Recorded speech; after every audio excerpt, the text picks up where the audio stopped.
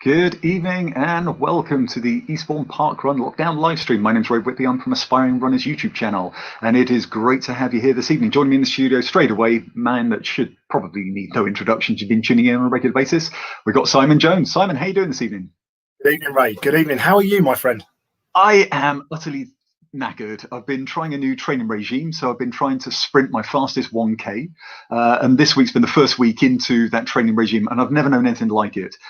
This is just super intense. It is hard work, and then on a full week of actual work as well, the mix has just been toxic, and just been spending probably any 5-minute breaks fast asleep. But how about yourself? How's your weekend? Yeah, do you know what? It's been okay. I've spent a lot of time with my family, so it's been nice spending time there. So for me, it's just been a nice chilled weekend. I've had a nice birthday to celebrate for my other half. So she turned 21 again this year. So happy days. Yeah, fantastic. And how did you celebrate? Just went out, had some food. We went out for breakfast this morning. So it's just chill stuff. She's nearly 35 weeks pregnant, so it's not a lot you can do, really. That stork is circling the area. Definitely getting there. That's really close. Well, just to welcome everybody that's tuning in so far and commenting. I can see a couple of people that I recognise. I think both of my eldest children are in the house, and a good friend of my son's as well. So welcome one and all, whether you're joining us on YouTube or joining us on Facebook. Now, if you're trying to join us on Facebook, I'm not sure what the problem is. There has been some issues and warnings that are coming up. So I'm not sure if there's a StreamYard issue or a Facebook issue, but if you can get along to YouTube, and if people are on YouTube and they know people are on Facebook having problems, get everybody onto YouTube, just so that you can actually access this show as we're live. But if not, it's fantastic if you can join us in the replay as well. This evening, we're going to be talking principally about food and nutrition for running. But also coming up, we're going to cover a whole load of news items as well. But within that, of nutrition and food, we're going to explore two key questions. The first one is it right to be, or can you be, a veggie runner or a meat eater runner? Which is better? Which one would you go for? I'm not talking about the ethics. I'm just talking about the physiological practicalities of it. Can you have a full and complete replacement of everything meat-like so that you can be a veggie runner? So great topic for discussion, I think. And well, Simon, I know that you've had some experience with that. Yeah, pretty much for the last 2 years. Well, I went vegan for 6 months, and fantastic. As we've discussed before, I changed my diet, my mental health improved. I lost a bit of weight on that as well. I then kind of snuck back into being more of a veggie. So I ate more cheese and eggs, and then I'm probably the worst vegetarian in the world because, if I've had a couple of drinks and I wake up the next day, all I want to have is a McDonald's breakfast. I've not had very many of them, but I've had a couple in the last couple of years. It's been very hard with lockdown because they've not been doing breakfasts up until recently. But I try and keep to as much as a vegetarian or a vegan diet as I can, as best as possible. Yeah. Yeah, and it sounds wonderful that it can be done, and we'll discuss that later in the show in a bit more detail.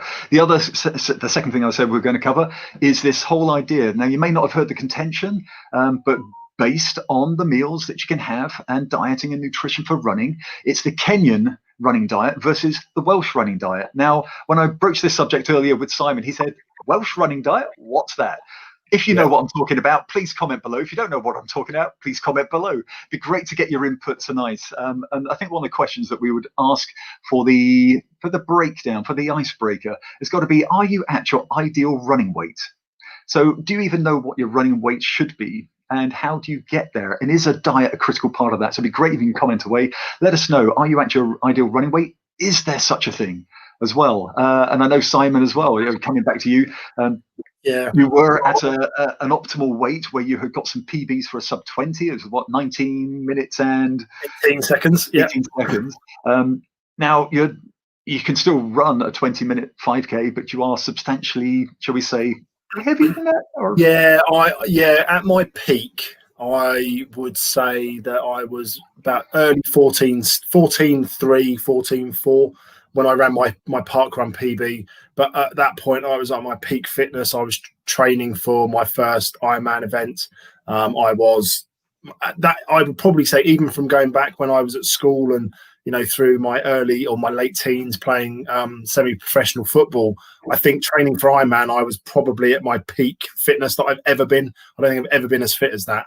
So, you know, my PB at parkrun was the week before Ironman Wales, and I just went for a run at parkrun with the dog and smashed the PB. Didn't even really think about it.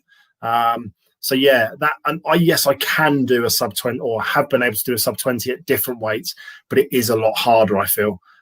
So I feel that, you know, if I trim down a little bit, should we say, I might be able to get down to sub 20 again soon. So possibly a challenge impending, especially with the newborn that will arrive, probably need to rock into sleep. Okay, so we'll get into that in a little while. But coming up, let's talk about the news, shall we? So up in the news, I think everybody's really umming and ahhing now as to what's going on. Do we actually know any more about the parkrun and what's coming out of HQ? So there have been some developments. The original story, or the original idea, is that at the end of October, parkrun may resume nationwide, or at least within England.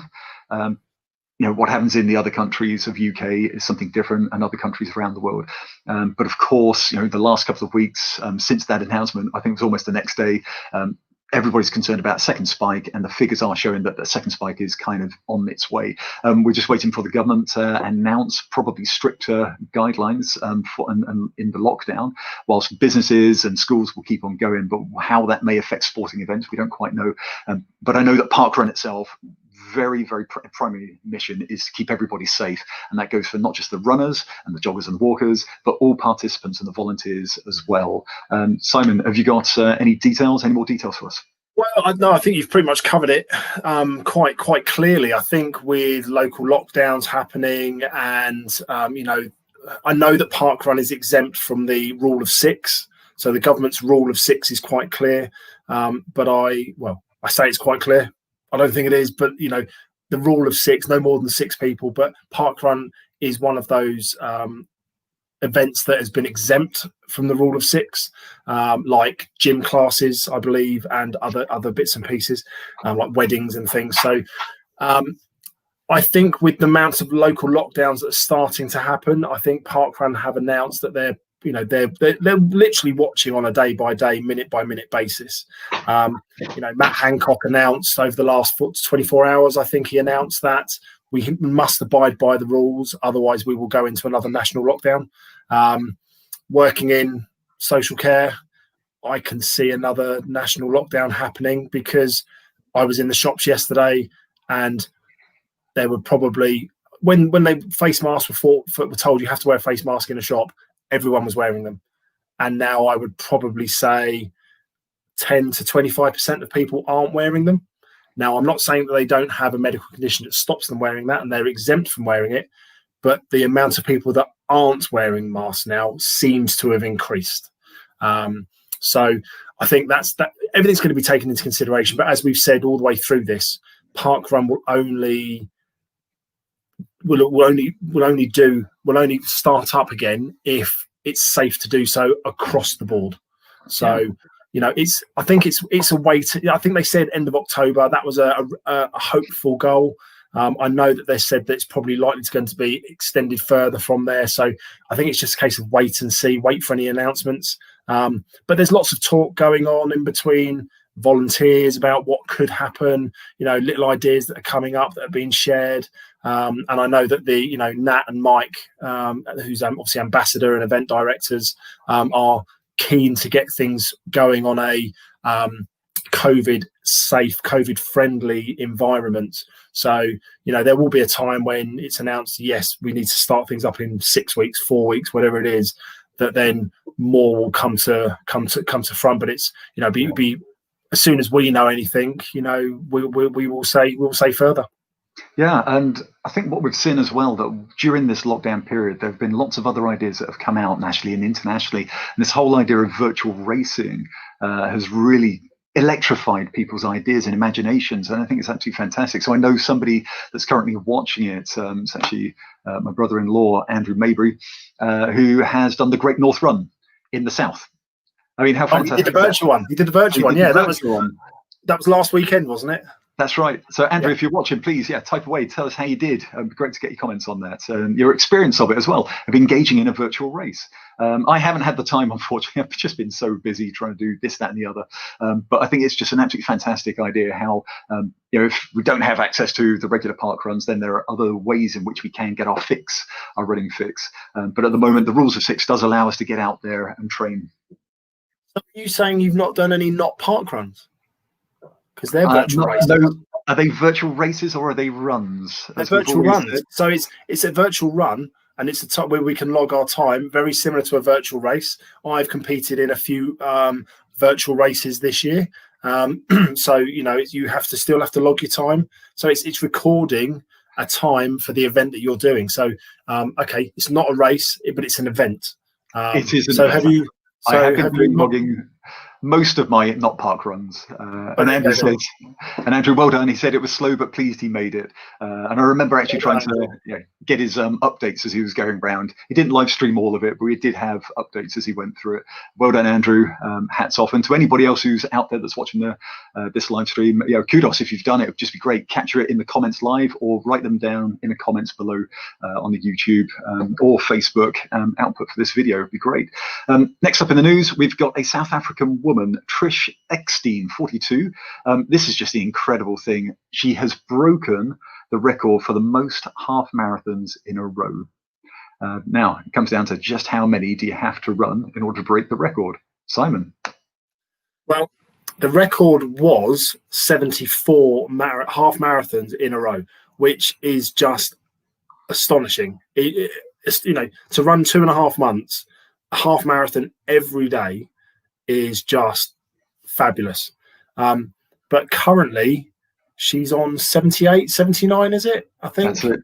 So she's broken it and some more, and she's trying to go all the way till she gets to 100, which to run 1,300 miles in over that period of time, or if we bring, I think it's 1,310 miles, should we say, is just phenomenal. And everyone that we talk about these efforts that people make on every fortnight, and it's just, I take my hat off to people. I was training this year. I'd signed up. One of my events I was supposed to do this year was 7 marathons in 7 days. And I was so glad they cancelled that, because there was no way I was going to get around it with my fitness.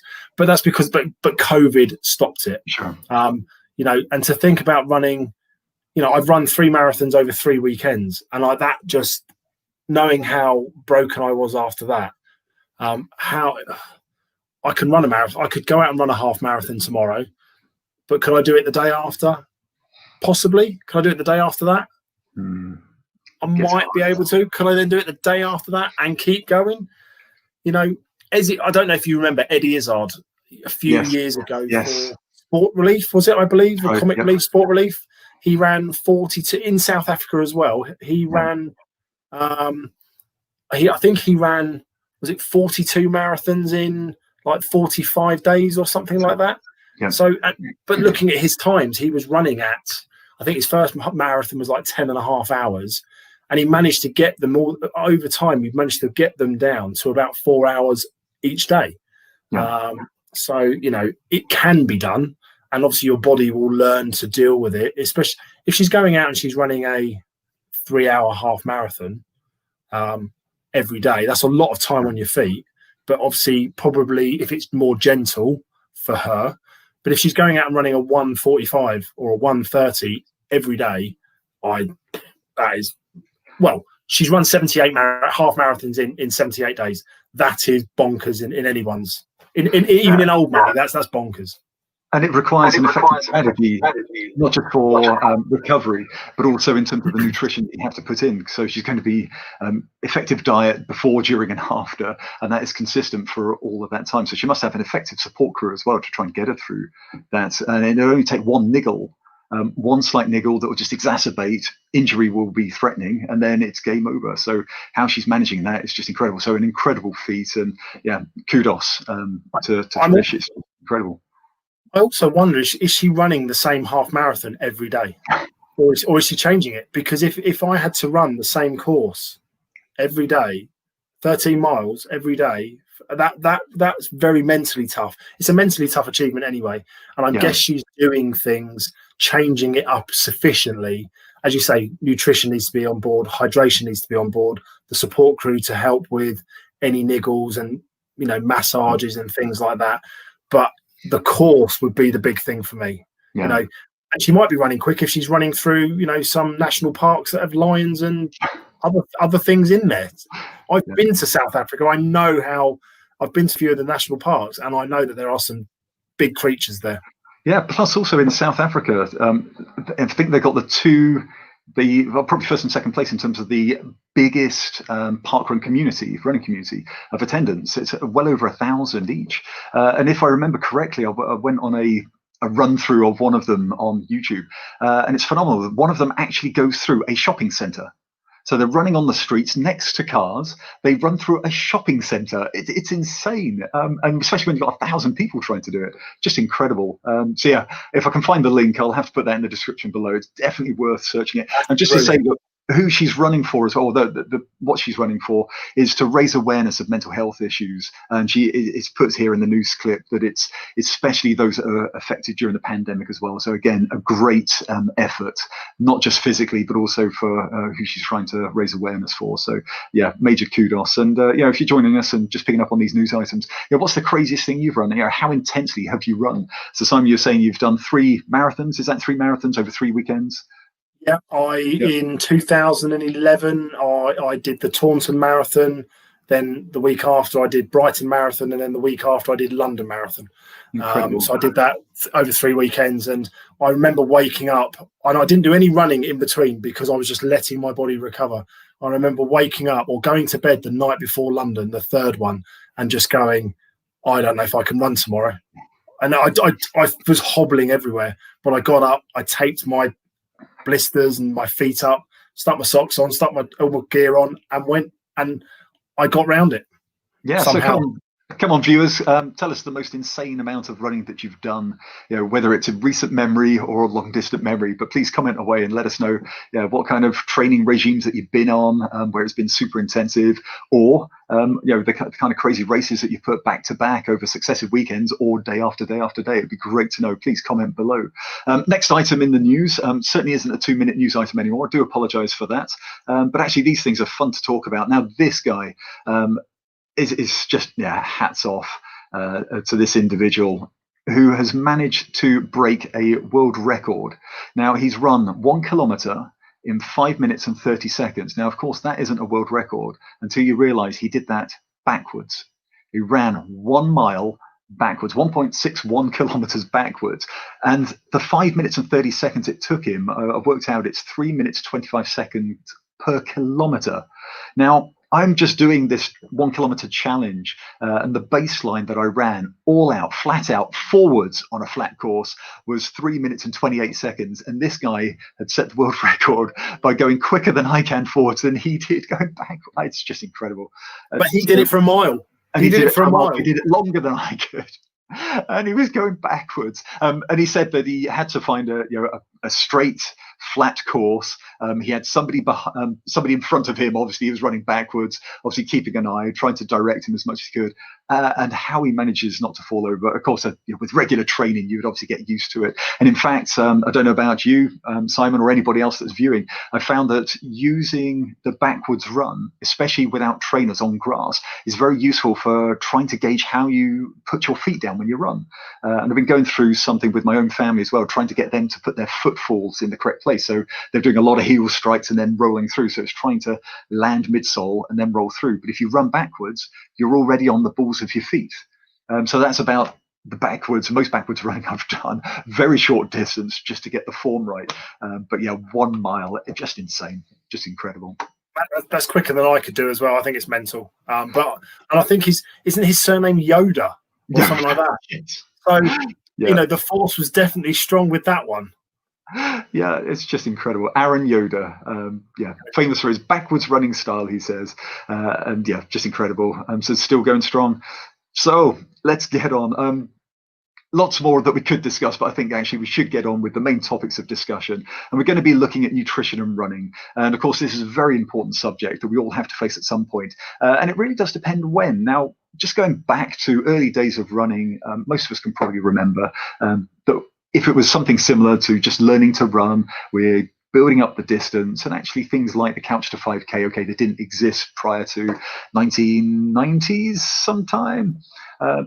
But even on the couch to 5K, when you first start running, I know that a lot of people do run with food and they run with water.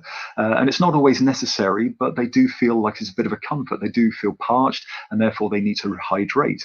So it does become an important part of a development. You associate food intake and water intake with running.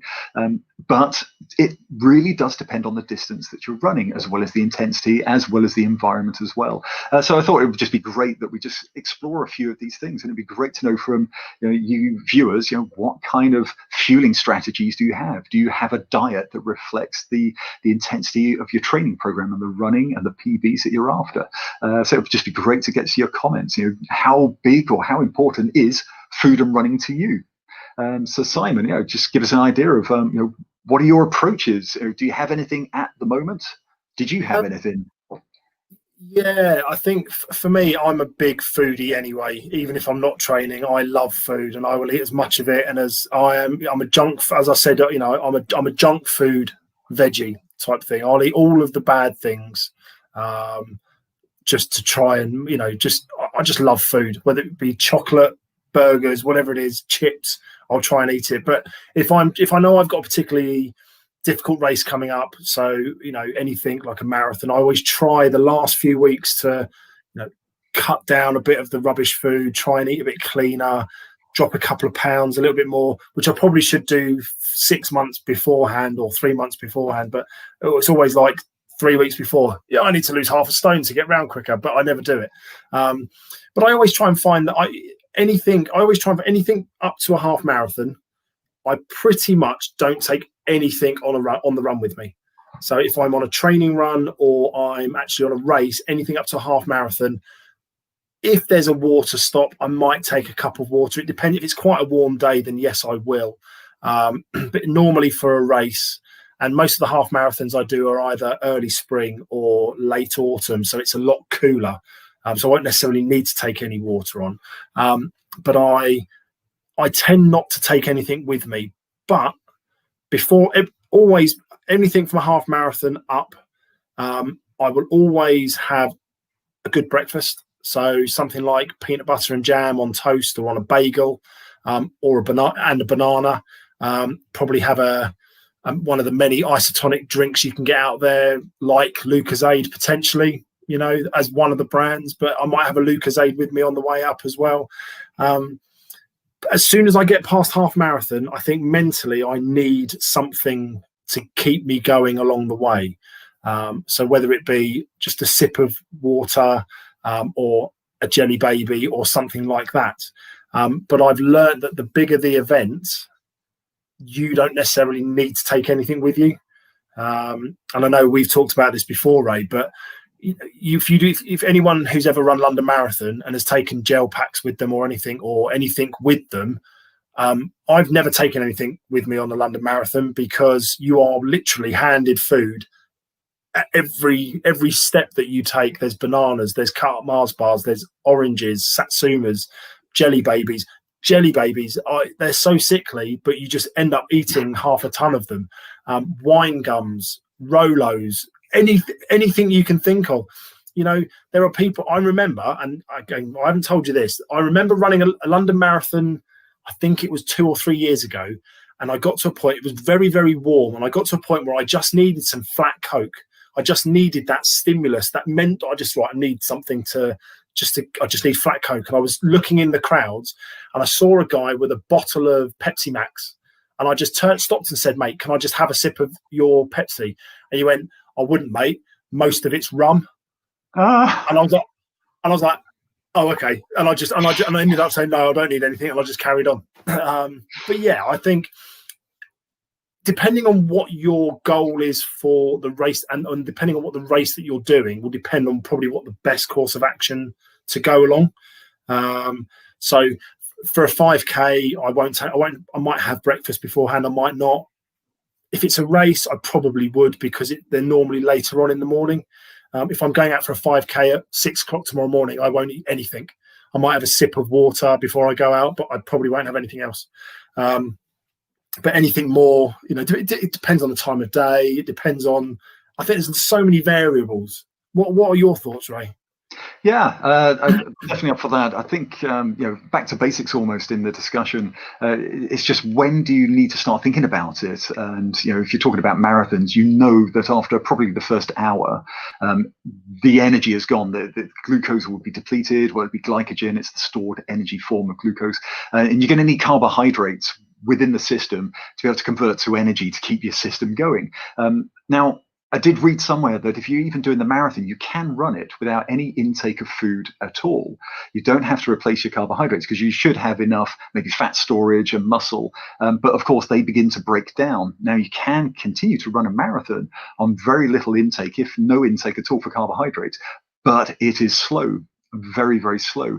So if you're trying to actually run normally and avoid what they call the bonk, so you hit the brick wall, it's usually about mile 20, even if you are fueling, but if it's ineffective fueling, when your system just reaches complete shutdown, then it becomes significantly harder to run beyond it. So it's just as though the system has run out of any ability to move forward. Now, of course, that can come in combination with dehydration as well. And I'd say that, don't ever try to run a marathon without fueling, certainly in terms of hydration levels as well. But I think somewhere in that message, it's just to say that normally in normal training and even in races, you could probably last up to an hour without too significant decrease in performance without fueling. Now, everybody is different, don't get me wrong. So some people will have to fuel during that. But the majority of us, I think, if you're running for a while, you can survive 1 hour without having to take food on board. So it gives you an idea that actually your mind may be thinking it craves food, but actually it may not need it. And in fact, some of the more recent scientific studies they've done is to say you don't even have to fully ingest the food or even drink an electrolyte. It's just the taste of it that's enough to trigger a response inside the brain. And the brain then says, aha, I've got it, and then it'll continue on. So it's just enough to keep you going. But there will be a point where you do actually have to take those carbohydrates, and that's where the effect, having an effective fueling strategy is really, really important. And then you've got to look at not just on the day itself, but you've got to look in the build up as well. So I know that you spoke a little bit about the night before, the morning before, and it does help, I think, for any runner that's trying to take it a little bit more seriously or even semi-seriously. In order to protect yourself, you should be looking at trying to improve your diet. As you said, get a little bit away from the junk food and try to treat your body a little bit more healthily. It'll do you good. I mean, we had Johnny and Fenella on a couple of weeks ago, and they were saying exactly that your levels of fat will have demonstrable impact and can lead to diabetes, and just getting rid of that obviously is a massive issue for many people at the moment.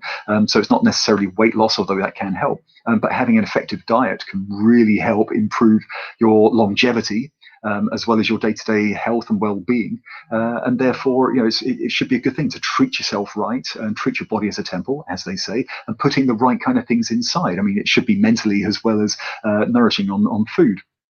Now, just in saying that, there are obviously limits, and it depends on what your body can take and what it responds to well. So then it's trying to go through a plan, and one of the plans we can talk about now, pulled off, is how do you plan your diet? So you've got to look at what are the right foodstuffs. What are the wrong foodstuffs? Are you on a diet? For what reason are you on the diet? For what reason are you running? Is it for BBs or just for enjoyment? So a lot of people come on the Couch to 5K, for example, that would be looking at weight loss. Fantastic. So you've got to get your diets sorted out straight away. But equally, some people are just going to run for fun. And I know we've talked about it as well. We'll mention it a bit later on.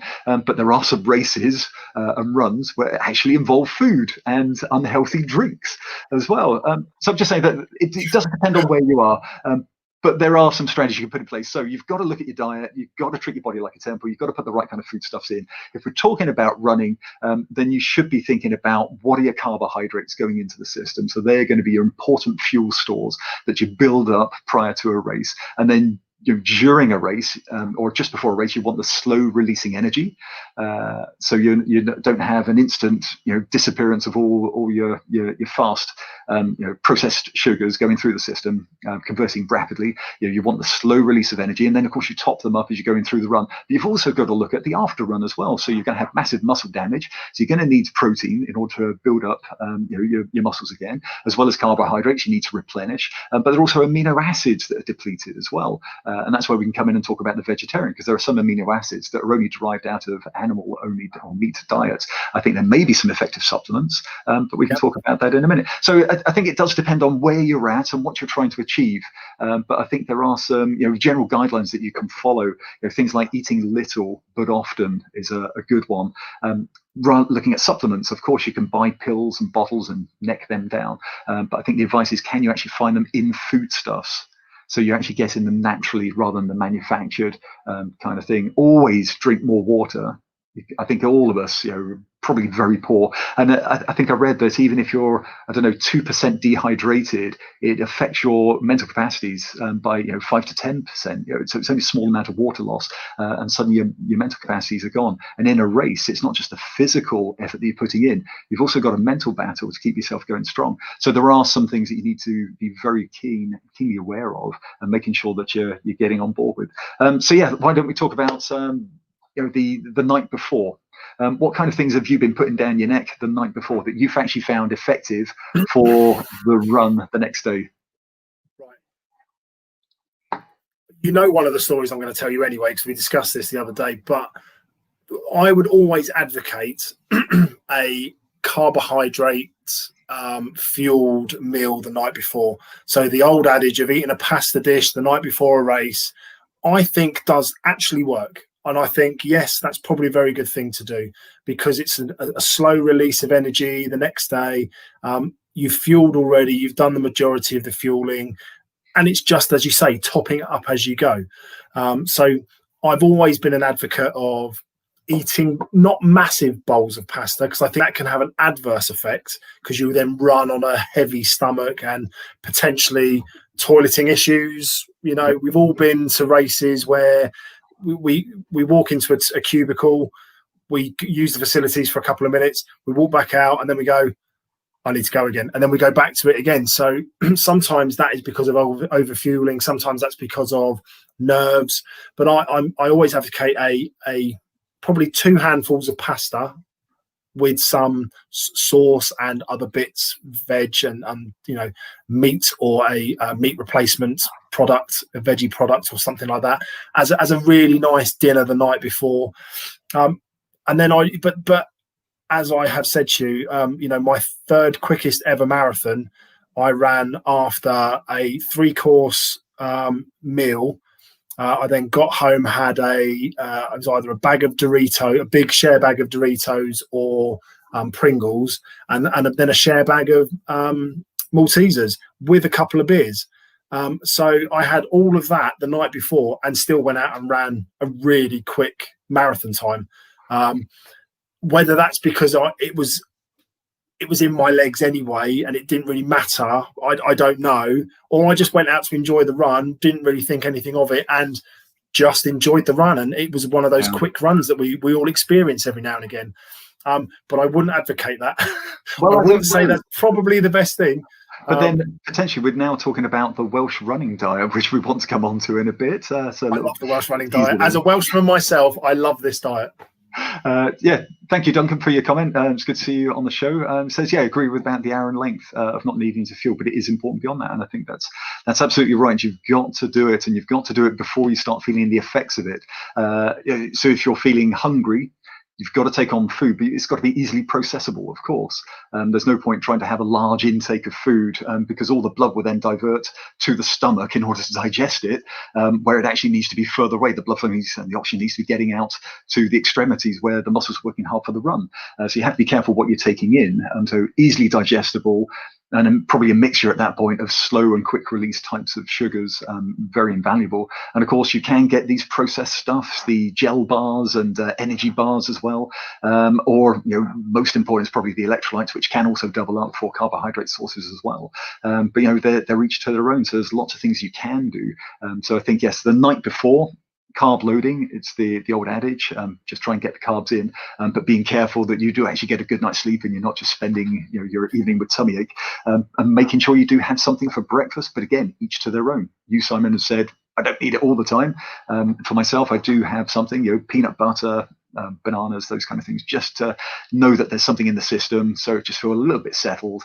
And then if I need to, I'll then take on the fueling strategy as we go. And then some people advocate having caffeine as well. Really important to sharply shake the body awake, however you take it in, because I know some you don't drink tea or coffee, but caffeine tablets, and even some would take salt tablets because they're really worried about the electrolyte level disappearing during the and cramping. And I experienced that, crikey, did I experience that 3 times on the Beachhead Marathon last year, and there's just nothing trying to run through it. It's just so painful. So yeah, it's just suddenly find whatever it was in my pocket and just neck as much as I could down to offset it. But yeah, most effective has to also be the electrolytes that you're taking in, keeping your salt levels in balance as you're running, as well as keeping hydrated, but of course not to overhydrate, because I'm sure we all know too much water in the system, and that's it. Your cells will just explode, and it's game over. So you have to be careful not to underhydrate and certainly not to overhydrate. But I think we both mentioned it, that if you suddenly feel the need to drink when you're on a long run, that's it. It's too late. And I think there are some effective strategies you can put in place for that. The same with fueling. Simon, what's your one for dealing with regularly taking in food on a run? How do you remind yourself to do it? Right. So I have always, whenever I've done long, because of triathlons I've done and long endurance triathlons and things like that, I've always tried to have a watch on me that beeps every hour. So if I'm out on a 6-7 hour bike ride, or I'm doing an Ironman, which for me could be a 7-8 plus hour bike ride, I'm very much of a case that the first one I ever had, my watch beeped every hour, so that I then knew I had to take something on board, whether it was to drink and take some food on. So for me, I did a lot of training with fig rolls on bike rides, so I stuck to fig rolls for bike rides. And what I try and do is, because my watch, because it does my mileage now rather than just it's not just a Casio £5 Casio watch, which is what I used initially. What I this now, every 10 miles on a bike ride, I would just instantly take something in. But on the same thing for a longer run, it's the power of 5. So every 5 miles, take something on for food wise. For marathons, I've always tried to take some liquid on at any point in time. So normally with a lot of the marathons, they're every mile, especially like the Brighton Marathon, London Marathon, you get every mile you'll get water. And every 5 miles, I think, or every 3 miles, or every 5 miles, I think it is, you will get a Lucozade, especially on the London Marathon, you get a Lucozade. I think it's Gatorade, or it was Gatorade at Brighton the last time I did it. So I would take that. So even if at mile 1, you're a mile in, you're like, yeah, really comfortable, take something on board, because that little bit that you take on will stop you dehydrating later on in the race. And I always find that the longer the race goes on, the more I feel I need to drink, but it's trying not to drink too much. And I think it's that fine balance before. How do you know how much to drink? And I would say having initially sipping or a gulp or a mouthful of water initially, and then trying to take a little bit more on each time, stops the dehydration coming in. But I just use my watch, and every 5, it's just been ingrained in me now. Every 5 miles from a marathon, after a half marathon distance, so 5, 10, 15, 20, 25, take something on board, because you still need to, as you say, keep the body fueled.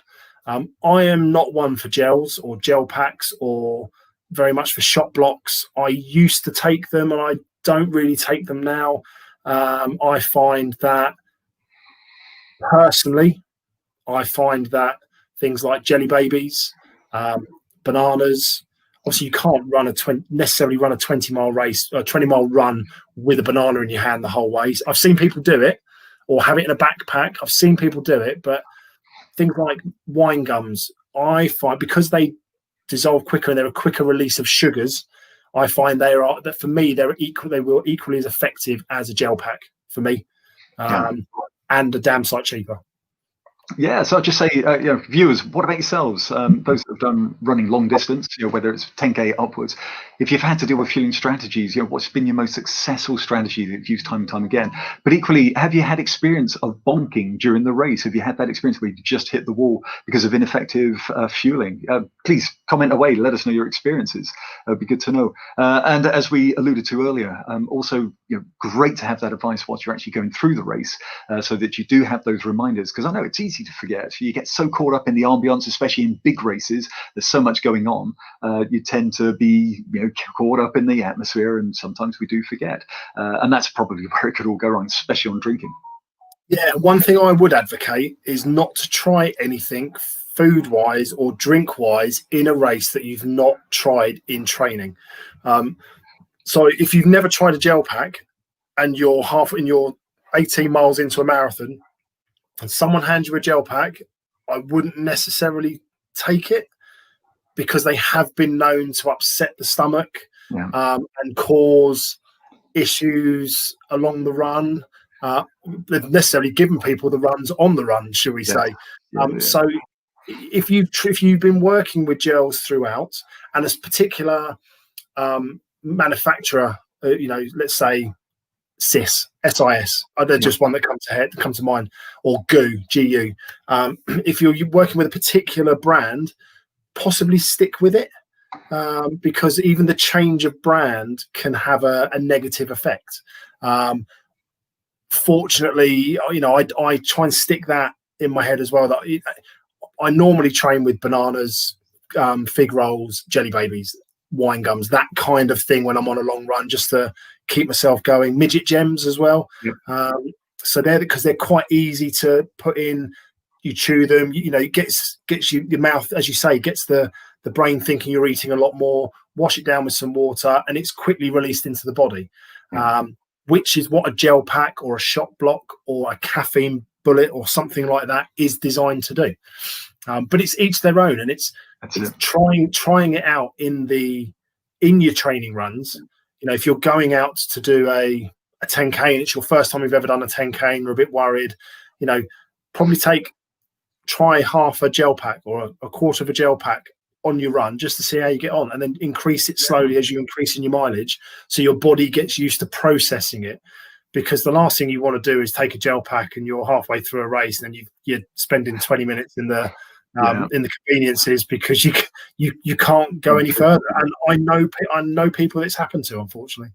Yeah, it's incredible that the things like the SIS gels and the bar blocks that you can get, the energy bars, again, designed with sports nutrition in mind by scientists to be easily digestible to maximum release at the right time. And I know that Eliud Kipchoge, when he was doing his sub 2 hour attempt, the Ineos sub 2 hour challenge in Berlin, again, I think he was actually handed SIS gel after SIS gel, and I've used them extensively in training. And you do get used to it, some of them at least. But in my mind, it was always that this has got the same consistency as wallpaper paste. And then I just couldn't get it out of my mind. So whilst I'm sucking it down to get wallpaper paste, and it just went off them. And things like the energy bars, and you've got some great flavors and some that are just awful. And then I realized when people started handing me flapjack on a long run, thinking, actually, rather just carry flapjack. So I know that the gels can be very convenient because they're small, they're lightweight, so you don't have to have your concentrated powder and then volumes of water out on the run. So they can be useful, and if you can get used to them, fantastic, it works for you. But as you're saying, that there are alternatives, and I think it's good to explore them. So, and definitely nothing new on race day. Disastrous consequences if you're not careful. And then it's finding the right approach for yourself, and it's worth trying a few things. The amount of people that will hand out jelly babies on marathons, is phenomenal. Jelly, because it's all I've ever known since I've done marathons. I've probably eaten 20 times my body weight in Jelly Babies because they're just everywhere. So I'm not saying Jelly Babies is right for everyone. They can be quite sickly after a while, like gel packs can. But it might be that actually a gel pack works for you, and Jelly Babies works for someone else. I would advocate flapjacks. I think breaking them up into smaller pieces and having them along the way because they're a slow release energy, and I think they're perfect. I've got to try the fig rolls next. Big rolls. Hopefully sales of fig rolls will go up. They'll probably sell one extra packet this week, which is you, Ray, because you're going to try fig rolls. That's it. Duncan's just put in the comments that he uses Lucozade starting at the 10K mark and then sip each kilometre, and then the marathon, it's just taking whatever's available. And I guess that's not the original Lucozade, the fizzy stuff, because again, fizzy stuff in the system probably won't react so well. So I'm sure you're talking about the Lucozade Sport.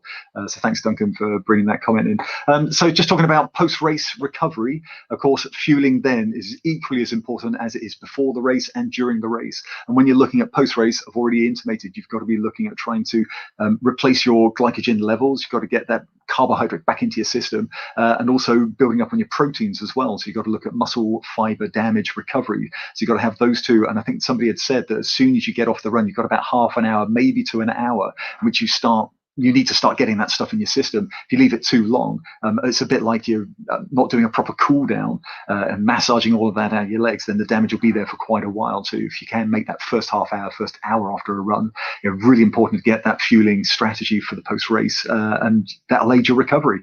Let's just say that it is really important you're taking all these stages quite seriously, unless you're prepared to wait for your body to then catch up with itself. And of course, the more often that you do these kinds of long runs, the easier it will become for you. But equally, you'll know your body, you know what it craves, and you know how it works. You'll know how hard to push or how hard you cannot push because you don't have the right fueling strategy in place. So a lot of it is to trial it and test it, but also ask other runners, but not to expect that everybody's running strategy for fueling is going to be the same. So you just got to go with it and see what happens. So I know Mike Thompson had mentioned that he needs a large cup of tea partway around a marathon. I'm thinking, but for me, it would be the worst thing to have, especially if it's Earl Grey. Yeah, and for you, Simon, because you don't drink it anyway. No, I don't drink them anyway. I think if it's your first marathon, it's the only ever marathon you're ever going to do.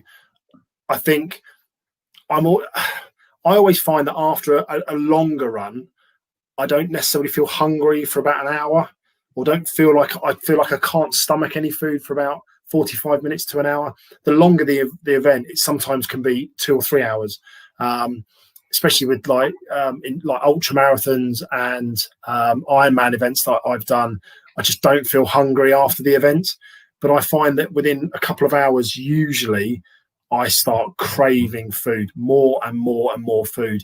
And yes, you should be eating the right things afterwards, but I will go and eat whatever I can get my hands on. Yeah. And just say that, sorry, it's a big echo on here. The other thing that they advocate as well is trying to replace certain types of amino acids as well that will aid recovery, but there are certain types that get depleted that can help with fatigue and overcoming fatigue as well. And this actually draws me on to the next part of the discussion. We'll try and keep it brief because I can see the time is ticking away, but it's the whole idea of veggie versus meat eater for running. Now, I know that vegan runners is a massive movement. Veganism is a massive movement. But vegan runners in particular, they're so well represented at parkrun, even though I know there are more lonely goat runners turning up to parkrun now than there are vegan runners, if I've got that right. But, comment away if I've actually got that wrong. But within veganism, or just being a vegetarian, so plant-based diets, obviously it can provide a good alternative in many areas, but they do say that there are some cons with it, as to whether you can actually get an exact like for like through substitution of plant-based food for the meat. Now, Simon, you've done vegetarianism for a couple of years, is that right? And then you've done veganism for a few months, hardcore veganism, and then you're running through that. So I just wonder if you could give us an idea briefly about I actually I would like to say that I don't think there was much difference in my running. I probably actually think I ran better as a vegan than I did as a vegetarian, But then, as I said, being that I'm a junk food veggie, so I will eat a lot of chips. I will eat a lot of particular crisps and things, chocolate bars and things like that. So, and my body size shows it, unfortunately, especially throughout lockdown. But I think when I went hardcore vegan for 6 months, I think I found that I dropped weight. My mental health was improved, and I found that my speed. Sorry, we just completely cut out there, so I have to backtrack by about 20 seconds, I'm afraid. Okay, yeah. So when I was 6 months vegan, I found that I lost weight, my mental health went better, and my timings, my speed went up, especially for shorter runs. So I found that was probably because weight went down. I was more positive when I was going out, and then along with all of that going along, I found that I was probably getting quicker. But I don't think it was a massive effect. I think a lot of it was the weight loss personally. I was taking supplements as well, because a lot of, if you go true vegan, you will miss out on certain vitamins like B12. So, you would need to find that from somewhere. So a lot of vegans I know take a vitamin supplement every day, just so they've got what they need out of that. So I was doing that as well. So I think you can compete at quite, at a lot of Ironmen I know now, a lot of Ironmen champions are vegans. So there is obviously, if they are competing at that level and on a purely plant-based diet, it can't be wrong. That's right. So the negatives aren't extreme. In fact, they may not even be present. Maybe it doesn't confer any additional advantages other than it allows you to live and to run according to your beliefs. Yeah, I think there are obviously lots of reasons why people choose to go vegan. It could be because of animals, it could be for mental health, it could be for lots of different reasons. People choose to, I'm not here to advocate veganism. If people want to go vegan, that's fantastic. If people want to eat meat, that's up to them. That's completely fine. But I find it's equally as satisfying way to go. And actually, initially, I think it was a very good step for me and aided me initially with my training, which was really good. Yeah, and yeah, so I just looking at it as well, when you look at some of the fastest runners in the world coming from Africa, and within Africa, Kenya. So we talk a lot about Kenyan hill runs. If you've ever tried those in your training programs, they are phenomenally difficult. When I found out about them, I had to try them. Yeah, nearly killed myself and said, okay, let's actually wait till I develop a little bit stronger as a runner before going back to those. But Kenyan sports, men and women, just incredible. And the diets, I think, is the thing that I wanted to raise here. And just looking at a Kenyan running diet, Justin Lagat, very, very capable runner. And he just says, the kind of things that they eat in Kenya, most elite Kenyan athletes, the same things day in, day out since childhood. It mainly revolves around simple foods with simple cooking. It's predominantly going to be, fruit and veg, but it's veg. Okay, they use milk and eggs, but it's a lot of beans and green vegetables and maize flour. So ugali, something made from maize flour. Never tried it myself. Have you, Simon? Just out of curiosity. No, I've not been aware of it anyway. Yeah, and then they have, I think the probably most unhealthy thing is that they have big mugs of overbrewed tea as well. So I think they stew the tea for about half an hour. They pour out half a cup and then top it up with milk. But that's the thing that would help keep them going. But it's simple foods. It's farm fresh, so very little processed sugars, very little fat, very little amount of meat in that, and obviously that. I don't know, does it correlate with their genetics so well, and they're producing fast runners? So if they're doing it, is that the way that you need to go? But I think, as you say, it's down to the personal preference. I think you said the one word you said in all of that was processed, and I think that's very, very key with all of this. Actually, that a lot of processed food is convenient, but necessarily isn't the best for you. So if one of the things, if you're looking to do to help with your diet, try and reduce the amount of processed food you're having, whether it be meat-based, plant-based, whatever it is. I think it's the process side of things, because they add so much rubbish into it potentially isn't necessarily the best thing. So because it isn't processed, you do find that they do seem to be a lot quicker. There must be some method in the madness. Yeah, and like everybody, when you're at the top of your game, your training regime is going to be incredible. It would just be interesting to compare, say, the top athletes from Europe and America, Australia as well. Obviously, let's say the traditional Western type countries, and what they're actually doing in terms of the sports nutrition, and compare that to the Africans and see where are the differences. Does science help? Has it? I mean, the Africans are so strong in many of the middle distance to long distance races. It would be kind of interesting to try and do a detailed in-depth discovery and research on this. But just as an aside to that, and this is where we came up with this whole idea of the Welsh running diet. What's the common factor between the Masters 50 record for the 5K, the Masters 55-year-old 5K, and the Masters 60-year-old 5K? The answer is basically it's the same guy who is featured in all three categories and has got the world record in all three categories. Now, okay, you may think, okay, he's a really strong runner, but check this out for his running times. So in the Masters 50 category, he ran 5K in 15 minutes flat. As between 55 and 60, he ran it in 15:31, and over 60, 65, he ran it in 16 minutes and 6 seconds. And it is incredible that his half marathon pace is 10 minutes slower than Kipchoge. Just incredible, this individual. Now, what's fascinating about this in relationship to the whole show is that he eats all sorts of things, absolutely all sorts of things. He is very partial to a pint, a pie, and chips as well. So when we're talking about processed food, and we're saying that maybe we need to get rid of all of that, and here is a guy who's kind of almost rebutting that trend. Just incredible feat. Forget everything I've said about processed food and about diets. That's the way to go. Pie, chips, and beer.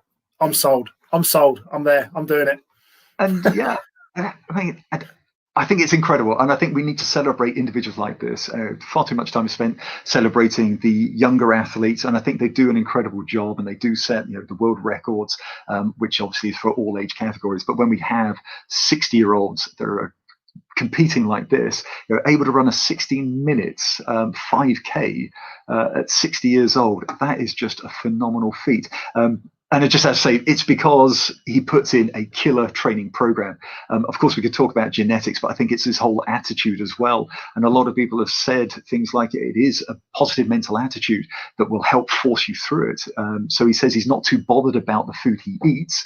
And so he doesn't have a special athletic diet. Rebuts the trend completely and utterly. But he says that he trains so hard that whatever he puts into the system gets burnt off rapidly anyway. And we'll always find the one-offs. We'll always find the smokers that are smoking well into their 100 years. And of course, it's going to happen. You'll get the one-offs that somehow survive. But the fact that there's performance as well, so he's eating this, living and competing. This is just incredible feat. So Duncan Taylor, where do I sign up for the beer? There are some races, aren't there, Simon, that do this kind of thing as well. So you don't even have to use that as a fueling strategy. You can actually do that as part of your racing strategy. Tell us more. Yes, I have a friend of mine in London that organises an annual race called the Great British Beerathon, which is a 5-mile run around London. It's 5 1-mile loops around. It's the same loop. You start in a pub, in the beer garden of a pub. The race goes on and you go round this loop. And it comes back to the front of the pub. You go into the pub and they hand you a pint of beer and something to eat. And you cannot leave the beer garden for your next loop until you've eaten and drunk that. And there's people there that are watching that will penalise you, time penalties, if you pour some out or throw it into a bin. And this race, you have a different pint of something. So you have a cider, a lager, a bitter and a stout, or a Guinness, if more people know that as. And then you'll usually have something like a pie or a pasty, a Scotch egg, a bit of pizza, and then a sweet like a sticky toffee pudding. So not things that are vatty, and they're normally warm as well. So they've been cooked fresh that day. So having to eat and drink that in one go and then run round again, is interesting. It's hilarious. It's a fantastic event. All the money that profit they make goes to charity. They've raised over, I think, £35,000 for charity. It's a fabulous event. Obviously been cancelled this year because of COVID. Hopefully my name's first on in the list next year for the August race. So there you go, Duncan Taylor. It's the annual beerathon. Is that right? Great British Beerathon. Great British Beerathon. And just to say, unfortunately, children that are tuned into the show, if you're under 18, you cannot compete. You cannot go there. So please don't start the training this early as well. Don't go raiding your parents' cabinets. So just to say, is that just to your kids you're saying that to? Just to my kids. Thankfully, they don't seem to like any taste of alcohol. They'll dip a finger in wine and think it's the worst thing ever. So, I used to tell my dad I never liked his lager as well. Oh, I see. That's been changed. Well, I'd like to think that my children are quite sensible, but I remember what I was like at that age as well. So anyway, they know that they can always come to us if they need to discuss anything like that. So yes, be warned, children of mine.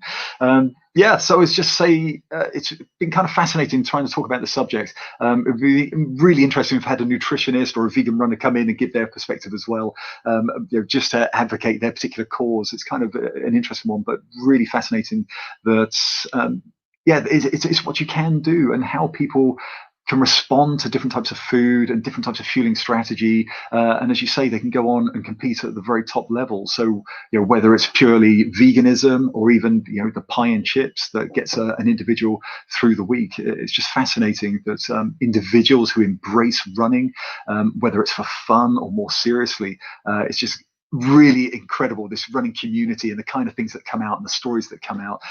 So I think it's been well worth trying to talk about running nutrition. Hopefully, viewers, that you've actually got something useful out of this. It would be great if you can comment to say, well, what is it that you've actually tried as a result of these discussions? Will it be getting out to the Great British Beerathon next year and seeing how you compare against one that hasn't got any alcohol at all? But maybe there's other things. Maybe you are going to try alternatives. Maybe you'll try the pure science route. Maybe you'll try something that's just completely organic and natural or homemade. Just be great if you just comment away. It'd be absolutely fantastic. I'm definitely with Duncan. I'm trying the pie, chips, and beer routine for every race now. I'm going to try that. Just every night. I'm just going to try every night. Pie, chips, and a couple of beers every night. I think I'll be well up for that. Well, let us know how well your PB attempts are after you're doing that. See if you're getting quicker or slower with it as time goes on. I know which way I'm definitely going with that one. It's not quicker. Fantastic. Well, viewers, just to say thank you so much for joining us this evening on the Eastbourne Parkrun Lockdown livestream. We hope to be back in 2 weeks' time. Again, it's rapidly approaching where we would hope the parkrun would be relaunched, but just to say, to reiterate, we just don't know what's around the corner. So there are no plans in place for a launch date. It's just a case of watch this space. Parkrun HQ have the authority here, and we, of course, always defer to them. But in the meantime, find out where your nearest virtual race is. And it's absolutely fantastic that you can do a virtual race, the Great Northern Run in the south of England. You can probably do virtual races from New Zealand in the UK as well. So what's the farthest you can get away from a virtual race? Has anybody set one up on the moon yet? It's 300,000 kilometers away. I don't think so, but I've got a few friends my friend of mine did a COVID run, which I think was a 10 miler or something like that, but it was a run in America, but she ran it over here, so fantastic. She got a lovely medal for it. Yeah, exactly. Brilliant. Yes, you still have to pay for it. Unfortunately, it's not virtual currency. And it'd be great, I think, as well, that we're nearly at the end of September. I think it's beginning of October where we've got the London Marathon with just the elites, and that promises to be an amazing spectacle as well. So definitely worth trying to tune into that and seeing how the top guns are going to fare. So something really exciting. Yeah. So thanks once again for tuning in this evening. It's been great to have you on the show. Great for you to comment away. If you're joining us on the replay, great. Please do comment away. It'd be great to catch up with you as well. As I say, 2 weeks' time, hopefully we'll be back and we'll let you know as soon as we can. What the topic is, I think we'll just have to leave that as a mystery because we haven't yet decided. But Simon, thank you as well for joining me in the studio. It's been great to have you on. Lovely to speak with you as well, Ray. As always. we'll catch you in a couple of weeks. Take care. All the best. Have a fantastic week. Stay safe out there. And above all, don't forget, enjoy your run. Try and do the run. It's not a race, with a smile on your face. All right. Good night, everybody. See you later.